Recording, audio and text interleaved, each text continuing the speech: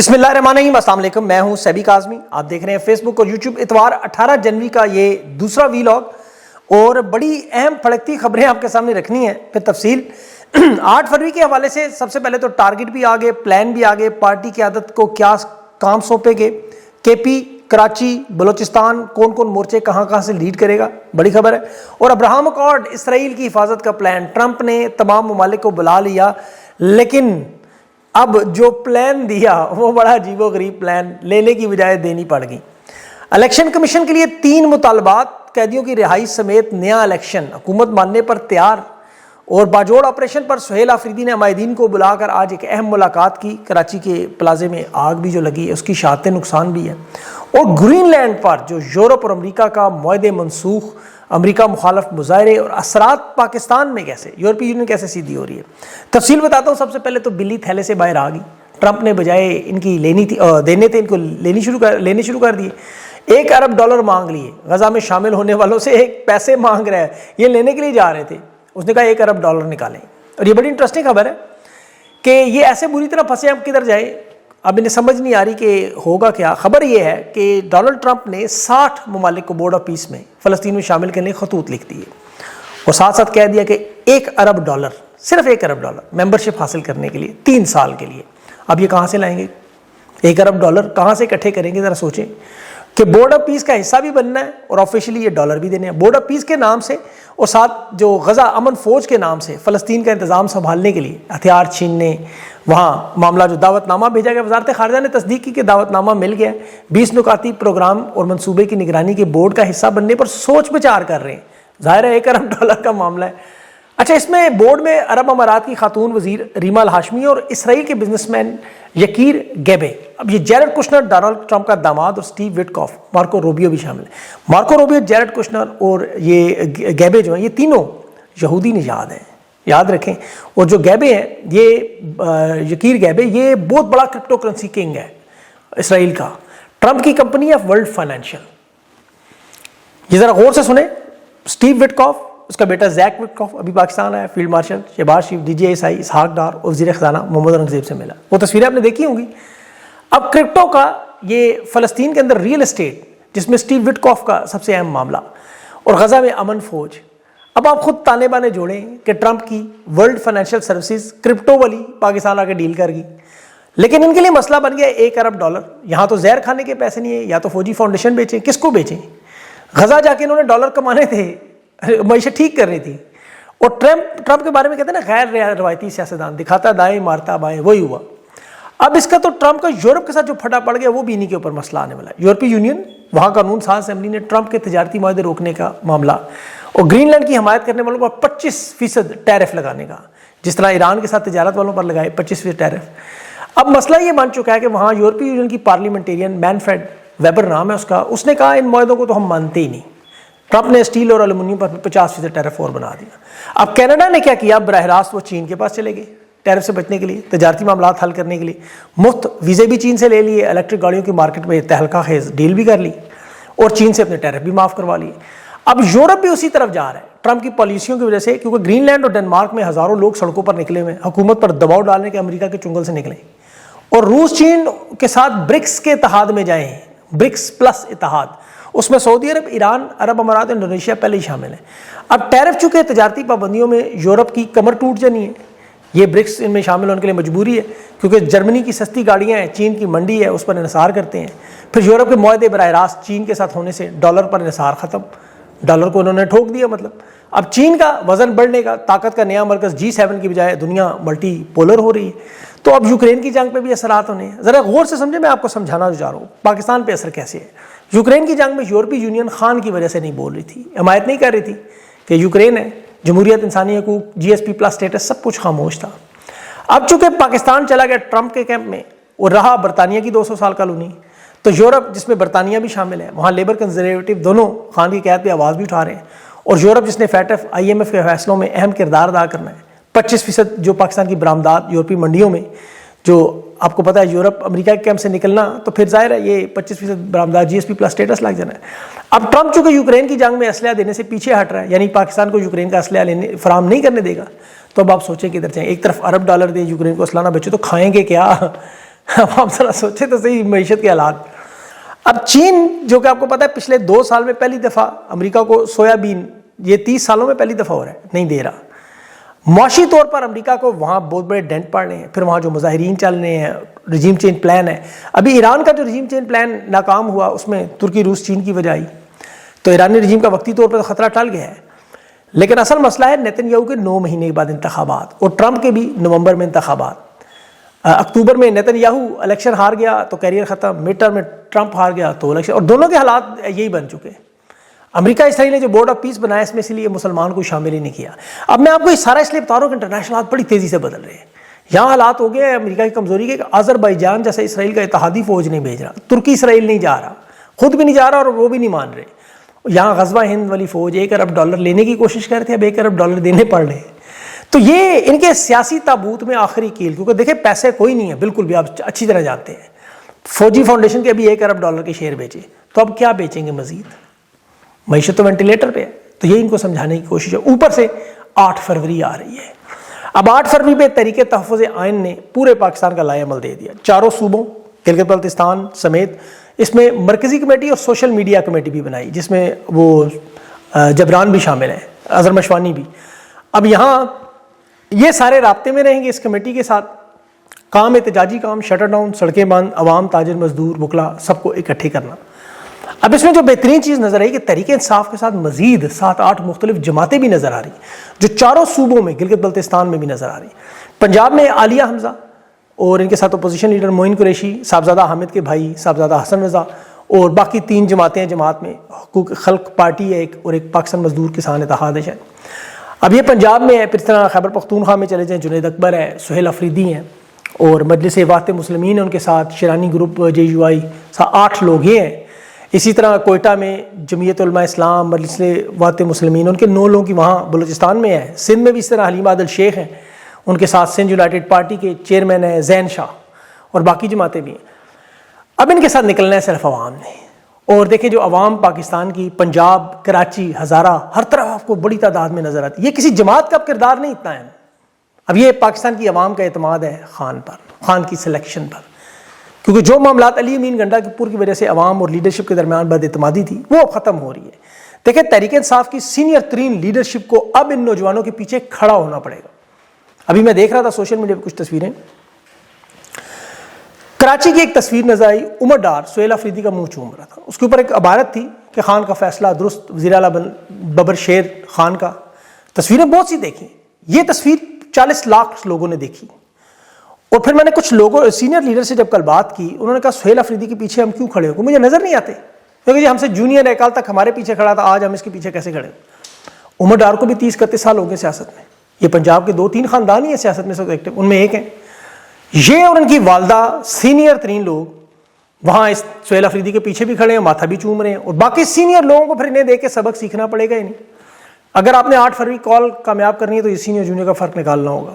عوام کو دیکھیں خان کا نظریہ ہے، خان کے ساتھ جڑے ہوئے ہیں. یہ جو فوج 78 سال سے دعوے کرتی ہے نا خان کے حوالے سے، خاص طور پر میں بات کروں جنریشن زی الفا کو، کیونکہ آپ کو کنفیوز کرتے ہیں کہ ہم لیڈر بناتے ہیں، ہم سیاسی جماعتیں بناتے ہیں، ہم اقتدار میں لاتے ہیں، ہم مقبول کرتے ہیں. جنریشن زی اور الفا اس نظریے کا پوسٹ مارٹم سمجھے، کیونکہ میرے سننے والے بڑی تعداد ان کی. سوشل میڈیا پر آپ دیکھتے ہیں کہ یہ گراؤنڈ ریئلٹی میں خاندان ضرور پیدا کرتے ہیں. آصف زرداری، فارم 47، نواز شریف نے کیے ہیں بھٹو خاندان. عوام کے دلوں میں اگر یہ جگہ بنا سکتے تو سب سے پہلے field marshal general Asim Munir کے بارے میں، یہ سب سے مقبول ترین شخص ہوتے. انڈیا سے جنگ جیتے لیکن یہ مقبولیت آپ کو پتہ ہے. اب خان میں اور باقی رہنماؤں میں فرق آپ سمجھو اور بڑے غور سے سمجھیں. دیکھیں جتنے لوگوں کو انہوں نے بنایا ان کی کوئی سیاسی اسٹرگل جدوجہد نہیں تھی، کوئی تاریخ نہیں تھی، کوئی نام نہیں تھا، کوئی محنت نہیں تھی. عمران خان نے 1996 سے 2018 تک 22 سال گلی محلے کی ایک ایک نشست کی سیاست کی، ہارا بھی الیکشن، لیکن مشرف اور ضیاء الحق کے ساتھ فارمولے پر سمجھوتا کر کے اقتدار میں نہیں آیا. یہ آن ریکارڈ ثبوت موجود ہے سارے. عمران خان کو اس سیاسی طور پر پیدا نہیں کر سکے. عمران خان جب مقبول ہوا تو پیچھے ضرور کھڑے ہو گئے. میں آپ کو ثبوت دیتا ہوں. ایوب خان ذوالفقار علی بھٹو نے سیاسی طور پہ پیدا کیا. 1959 میں بیسک ڈیموکریسی سسٹم متعارف کرایا تو 80,000 سے 1,00,000 لوگ نمائندے سارے چنے، خود کو صدر بنایا، ووٹ ختم کیا، اور اس کنٹرول جمہوریت میں بھٹو پیدا ہوا. بھٹو کی کوئی سیاسی اسٹرگل نہیں، وہ جاگیردار تھا. 1971 میں جب ملک ٹوٹا، یحییٰ خان کے ساتھ ذوالفقار علی بھٹو شامل تھا. شیخ مجیب سے انہوں نے اقتدار چھینا تھا. بعد میں چھوٹا مغربی پاکستان رہ گیا تو سندھ کا لیڈر پنجاب میں مشہور ہوا اور ضیاء الحق کے مارشل لا کے سامنے کھڑا ہوا, پھانسی لگی, عوامی لیڈر بنا. نواز شریف کا جنم کیسے ہوا؟ ضیاء الحق نے جعلی ریفرنڈم کرایا تھا. قوم سے یہ نہیں پوچھا کہ میں صدر کے طور پہ منظور ہوں, یعنی یہ پوچھا کہ اسلامی نظام کے حق میں ہے نہیں. انہوں نے کہا حق میں, پھر میں ہی صدر بنتا ہوں. وہ صدر بن گیا. 1985 میں غیر جماعتی انتخابات کرائے, پیپلز پارٹی کو تحریک انصاف کی طرح آؤٹ کیا. غیر جماعتی الیکشنوں میں مقامی صنعت کار اپنے پسندیدہ لوگ چنے. محمد خان جنیجو کو سندھ سے لایا, وزیر اعظم بنایا. اور نواز شریف کا گورنر پنجاب کون تھا؟ جنرل غلام جیلانی, مشہور نام ہے. غلام مصطفیٰ جتوئی کو لایا, پیر صابر شاہ کو لایا. ان سب کو فارم 47 کا نظام بنایا. بے-نظیر بھٹو ضیاء الحق کے مرنے کے بعد اقتدار میں آئی عوام میں. لیکن پرویز مشرف کا جب مارشل لا لگا تو ایوب خان ضیاء الحق کی طرح واردات میں NRO کے ذریعے پہلے معاف کیا, پھر مشرف نے بھی اسی طرح ہی ظفر اللہ جمالی بلوچستان سے وزیر اعظم بنایا. پنجاب میں پرویز لائی, سندھ میں ارباب غلام رحیم اور خیبر پختونخوا میں اکبر درانی. یہ آپ کو یاد ہوں گے. سندھ میں ایک اور نام تھا ذہن سے نکل گیا, مسلم لیگ MMA تھی اس وقت, ٹیکنوکریٹ سارے, وہ اس کو لے کے شوکت عزیز کو بنایا وزیر اعظم. یہ میں آپ کو اس لیے بتا رہا ہوں کہ 2026 میں اب یہی کوشش ہونی ہے. یہاں بے نظیر بھٹو سے مساق جمہوریت ہوا جب, اور NRO 2007 ملا. بے نظیر بھٹو شہید ہوئی اور آصف علی زرداری کو سیاست میں واپسی کا راستہ مشرف نے دیا. ہمدردی کے ووٹ پیپلز پارٹی میں صدر زرداری صدر بن گیا 2008. یہ جنریشن زی اور الفا کے لیے, الفا بھی مجھے سنتے ہیں, مجھے ابھی پتہ چلا ہے. عمران خان کے معاملے پر انہوں نے روکا, الیکٹرک ووٹنگ مشین EVM روکی, پاکستان اوورسیز پاکستانی کے ووٹ روکے, 2 دفعہ الیکشن ملتوی کیا. 2013 میں کیانی اور افتخار چودھری نے مل کے بیوروکریسی کے الیکشن کروائے, اور 2018 میں RTS بٹھا کے خان کی 18 سے 30 نشستیں چین کے اتحادی لائے, جو بعد میں عدم اعتماد میں کام آئی. یہ عمران خان کو روکتے رہے. جیسے آج 15 سے 25 سال ووٹر کی عمر کر کے 10 کروڑ لوگوں کو ووٹ سے محروم کرنا چاہتے ہیں, پھر بھی 60% تو خان کے ساتھ ہی, یہ جو مرضی کر لیں. 8 فروری کو جعلی نظام بنایا, عمران خان سے بلے کا نشان چھینا, امیدوار اٹھائے, پارٹی توڑی, دستبردار کروائے, عمران خان کو نہل کیا, جو 6 حلقوں میں جیتنے والا واحد سیاستدان ریکارڈ. 2/3 اکثریت نون لیگ کو انہوں نے 1 سال میں دلائی. مخصوص نشستیں مال غنیمت کی طرح بانٹی, 27ویں 26ویں ترمیم کی. آج بھی نشستیں لوٹ رہے ہیں, لیکن عمران خان آج بھی مقبولیت میں. اور ان جماعتوں کا کیا حال ہے, سارے مل کے 20 نشستیں بھی نہیں لے سکتے. آج الیکشن کروا لیں. اب یہ الیکشن نہیں کروا سکتے, بلدیاتی انتخابات سے اسی لیے بھاگتے ہیں. پبلک میں کوئی فنکشن نہیں کر سکتے, یہ کوئی تقریب کرے ذرا عوام میں. عمران خان کو لوگ لے آتے ہیں. ابھی تو یہ بسنت کا فیسٹیول آنے والا ہے, جو مریم نواز نے نریندر مودی کی نقل میں, آپ کو پتہ ہے قاتل ڈور والا معاملہ. پنجاب میں آپ دیکھیں گے کہ یہاں 2 کروڑ سے زیادہ ووٹ ملا ہے PTI کو. ان کے ووٹر کی ٹوٹل تعداد اب 6 کروڑ سے بھی زیادہ ہے. تو دوسرے مانو پنجاب کے تمام حلقوں میں, اضلاع میں آپ کو جو پتنگیں اڑتی نظر آئیں گی, یا تو فارم 45 کے اسٹیکر ہوں گے اور یہ عمران خان کے ساتھ ہوں گے. محلے چوراہوں میں یہ صرف خان ہی نظر آ رہا ہے. بسنت کے فیسٹیول پہ آپ دیکھ لیں گے, اگر انہوں نے اس کو روکا نہیں, کہ مجھے لگتا ہے کینسل کر دیں گے اس کو. بہرحال یہ اس نظام کی میں بات 2026 کی اس لیے کر رہا ہوں کہ مغرب میں دیکھیں وہاں دائیں بائیں کی سیاست ہے. ایک دائیں بازو کے لوگ ہوتے ہیں جو معیشت اکانومی سرمایہ دار نظام, ترقی کی, ٹیکسز کے ذریعے عوام سے پیسے نکالنے, جبکہ بائیں بازو کی سیاست ہوتی ہے جو عام آدمی کے حالات پر, سرمایہ کار جو امیر لوگوں پر ٹیکس لگا کے فلاحی ریاست کا کام. اب یہ دائیں بازو کی سیاست بائیں بازو کی سیاست ہے, لیکن پاکستان میں اب سیاست کیا ہے کہ یا درست سمت یا غلط سمت لکیر بیچ میں لگی ہوئی ہے. فارم 47 والے غلط سائڈ پہ کھڑے ہیں, جو ایوب خان, پرویز مشرف, موجودہ فیلڈ مارشل کا ہائبرڈ نظام اس کا حصہ ہے. یہ غلط سمت میں کھڑے ہیں. یہ میں اپنی طرف سے نہیں کہہ رہا, یہ معیشت کے تمام اشارے آپ کو بتا رہے ہیں, عوام کی رائے 2024 کا الیکشن آپ کو بتا رہے ہیں. جبکہ عمران خان کا وہ نظام, لنگر خانے, پناہ گاہیں, فلاحی ریاست, مدینہ کی ریاست, عوام کی حالت, تبدیلی, انقلاب, یہ سارا اس سمت کھڑا ہے جس پر 90% پاکستانی ان کے ساتھ ہیں. اب پاکستان میں جرنیل, آپ کو پتہ ہے, یہ نظام اپنے ہاتھ میں کنٹرول کرنا چاہتا ہے, سیاسی جماعتوں, سیاسی رہنماؤں کو دیوار سے لگانا چاہتا ہے. جیسے ایوب خان نے قائد اعظم کو لگایا, پھر فاطمہ جناح کو, جنرل ضیاء خان نے شیخ مجیب الرحمان کو لگایا, جنرل ضیاء الحق نے ذوالفقار علی بھٹو کو لگایا, مشرف نے نواز شریف کو, جنرل باجوہ اور جنرل عاصم منیر دونوں نے مل کے عمران خان کے ساتھ کیا. سوائے نواز شریف کا ایک معاملہ مختلف تھا کہ یہ 5 دفعہ یہ معاملات اس کے ساتھ ہوئے, 3 دفعہ حکومت سے نکالا. اور پرویز مشرف کے ساتھ کا جو کارگل والا معاملہ تھا, جس پہ اس نے کلنٹن سے جا کے وہاں جنگ بندی کروائی, فوج کی جان چھڑوائی, لیکن یہاں فوج نے اس کے لیے کہانی پھیلائی کہ یہ کشمیر ہمارے ہاتھ سے وہاں کلنٹن کو بیچ آیا, سودا کرایا. اب نواز شریف کو اس وقت ہٹانا چاہیے تھا, لیکن یہ 12 اکتوبر تک انتظار کرتا رہا. اس وقت تک وہ بہت طاقتور ہو چکا تھا, لیکن پھر نواز شریف نے کوشش کی اور حکومت ہٹ گیا. خان نے دیکھیں باوجود طاقت کے ہوتے ہوئے جنرل باجوہ کو نہیں ہٹایا. پاکستان کی سب سے بڑی سیاسی طاقت کے ہوتے ہوئے بھی عوام کو کبھی بھی انتشار کی طرف نہیں لایا, اپنی قربانی دیتا رہا. یہ غیر جمہوری طاقتوں کا حصہ نہیں بنا. عمران خان اسی لیے نہیں مانتا. دیکھیں 9 اپریل سے جو جد و جہد کا آغاز ہوا, جو اسٹیبلشمنٹ کہتی تھی نا 2 دن جیل میں ڈالیں گے, منت ترلا کرے گا, 2.5 سال ہو گئے, وہ نہیں جھکا, نہ وہ بکا, نہ ملک چھوڑ کے گیا, اور الحمدللہ نہ بیمار ہوا.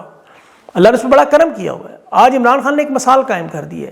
ایک ایسی امید عمران خان ہے کہ جو 78 سال کی اس تاریخ کو بدل سکے, جو میں نے آپ کو بھی بتائی. تو یہ معاملہ عمران خان کی رہائی کا صرف نہیں ہے, یہ صرف اس وقت پاکستانیوں کی رہائی کا معاملہ ہے. خان بھی اگر اس مزاحمت سے اس وقت پیچھے ہٹ جائے, سرنڈر کر دے, تو ذرا سوچے پاکستان کا کیا حال ہوگا. اسی لیے عمران خان کا ساتھ دینا آپ پہ واجب ہے. میں بہت بڑی بات کر رہا ہوں, کیونکہ دیکھیں 2016 میں مطلب پاکستانی عمران خان کے دور میں صرف 16% خط غربت سے نیچے, آج 47% یعنی 31% نیچے لوگ غریب چلے گئے غربت سے. پاکستانیوں کو اس وقت فکر نہیں تھی اگلا کھانا کہاں سے آئے گا. جو آج حالات ہیں یہ 46 سال پہلے بھی نہیں تھے. پاکستان کی تاریخ میں ایسے قومیں تو آگے بڑھتی ہیں, ہم تو دن بدن پتھر کے دور میں. اور جو سوویت یونین اور وینزویلا کا حال تھا کہ دونوں میں فوج نے مداخلت کی, ریاست کے اندر ریاست بنائی, ملک کے وسائل پر قبضہ کیا, جمہوریت کو سبوتاج کیا, عوامی رہنماؤں کو جیلوں میں ڈالا, اس کا ایک صدر امریکہ نے اغوا کر لیا اور دوسرے کے 16 ٹکڑے ہوئے سوویت یونین کے. فوج کی بہت بڑی طاقت ہے, ان کی بہت ہی طاقت, معیشت کے آگے نہیں کھڑے ہوئے. اسی لیے جب پچھلا میں نے جو معیشت کے بارے میں اس کو ذرا سوچیں غور سے. اچھا, پچھلے ویلاگ میں غلطی کی توسیع کرنی ہے. جو جنید صفدر صاحبہ کی اہلیہ ہیں شانزے روہیل, یہ اسحاق ڈار صاحب کی بیٹی نہیں ہے, یہ روہیل اصغر نواز شریف کے قریبی ساتھی کی پوتی ہیں. میں اس کی درستگی کرنا چاہتا ہوں. اور دوسرا میں نے کہا تھا فیلڈ مارشل اس میں اگر آئے تو پھر آپ کو بہت سی چیزیں پتہ چلیں گی. یعنی دوسرا میں نے ماہی آوے گا تے پھولاں نال دھرتی سجاواں گی, وہ ہوا, پھول لگے, دیکھے آپ نے وہ گلابی رنگ کے, تو فیلڈ مارشل انہی میں سے گزر کے پھولوں میں سے گئے ہیں. تو انہوں نے شاید نچ کے یار منا لیا ہے. اب اس میں مریم نواز کی بہو اور بیٹی نے ہندوستانی کپڑے پہن کر, جو پاکستان میں لانے پر ایئرپورٹ پر بھارتی کپڑے پر FIR درج ہوتی ہے, یہ فیلڈ مارشل کے سامنے ان ملبوسات میں, تو وہ بڑے خوش ہوئے ہوں گے دیکھ کے ہندوستانی کپڑے. بہرحال اس پہ مزید جو بات کریں گے, کہ ابھی ویڈیو لمبی ہو گئی ہے. اپنا خیال رکھیں, مجھے اجازت دیں, اللہ حافظ.